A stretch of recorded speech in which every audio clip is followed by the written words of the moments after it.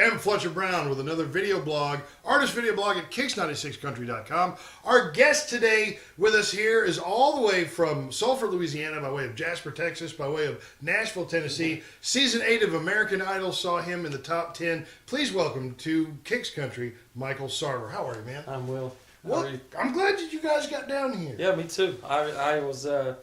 I've had people talk about this place. I was excited to come. Oh, wow. I hesitate to ask what they said. It's all good, though. Oh, good. Yeah, why would I want to come if it wasn't good? Oh, thank goodness. I wonder, sometimes I don't remember. I lose time and, things get spilled. Anyway, we'll talk about that.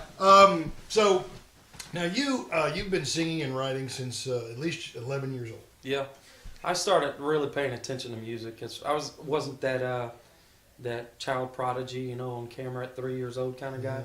I really fell in love with music at 11 in a time where my life was really difficult. Mm-hmm. So music became something that gave something to me, and all of a sudden I just developed that crush. And then, you're singing around the house, and your mama's like, okay, that's not actually that bad, and you start to just entertain it, and music just became alive to me at that time in my life, and that was it. From that point on, I can't think of any other thing I've ever wanted to do since then. And I started writing songs at 14. I've written 1,209 songs. Yeah, you got like well over 1,000 tunes. Yeah, you've been. We broke 1,000 last year, and been writing like crazy ever since. And then for this album, and it's a big part of me. In fact, when someone compliments my song, it means more than even when they compliment my voice. If that makes any sense. Oh, absolutely. So the music itself, just what music actually means to me, is why I actually got into this. Right. Well, let's talk just a little bit, just as we understand who Michael Sarver is. Talk just a little bit about the American Idol experience, because now obviously you're a country artist. You're Missing You Like Crazy is the name of the single that's out right now. So you have settled on country music. American Idol, though, is one of those. Your task as a vocalist. It's like we're gonna cross genres of music. And interestingly enough, when you auditioned in Phoenix, you auditioned with a Boyz II Men song. I did. Thank you. I'm a huge fan of Boyz II Men. I grew up in church, so everything that's soul and gospel, I know. And it's interesting because when I said I was going country, so many people that knew me were like, "What?" Country fits for me in a sense because, number one, it allows you to do a lot of things, and you can be a soulful singer and a country singer at the same time. Where if you head to R&B in that area, you kind of really have to bottleneck a little bit to stay in that spot in country. And I learned when I went to LA that I had an accent that I didn't know I had. So like no matter what I sing, I sound country.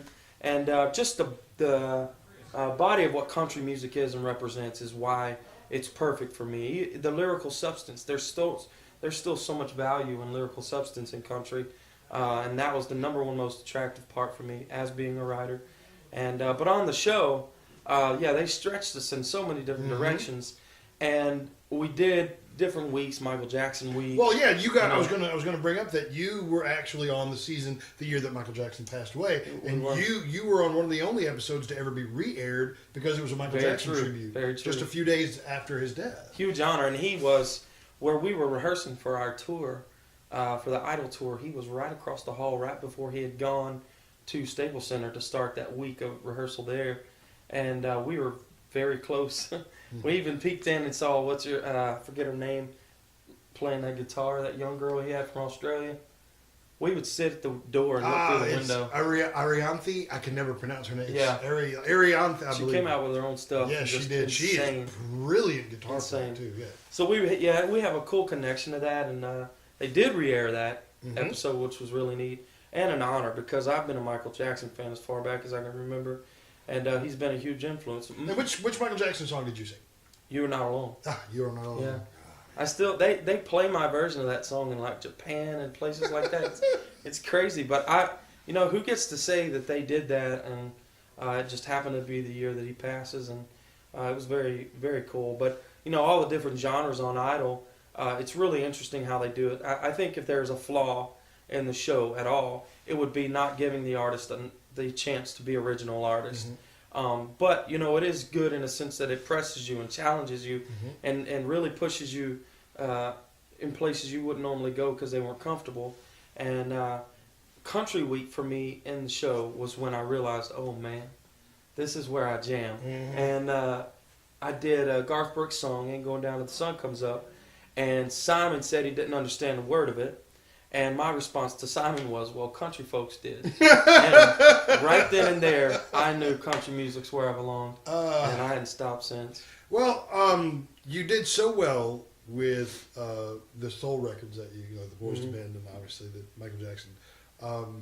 But I was listening to the single "Missing You Like Crazy," and there's that ounce of soul in there. Yeah. And that's one of the things that makes that such a compelling song. Let's talk about the single. Now, this is one that you written, right? I did. I actually wrote this whole record, every song, which is really cool because my first album wasn't that case. I got to write and co-write and stuff, but on this one, I got to really take my time on this record. It took like 2 years to write for it, and I wrote "Miss You Something Crazy" for.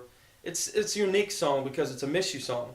Yeah. But it's not a bad miss you. It's a good miss you. It's that type of love where just leaving in the morning to go to work at separate jobs all day and all you can think about is getting back home to that person or whatever. If you go on a business trip, concept of the music video, which is out as well, is that I'm on the road and I'm coming home and it's that feeling, but you just can't wait. So you didn't lose anybody. Mm-hmm. You didn't get in a fight, and you know it's a good thing. And I wrote it intentionally to just put a positive spin on what it's like to miss someone that you dig instead of hate, you know. So, and the whole record kind of, it's a little bit of all of that.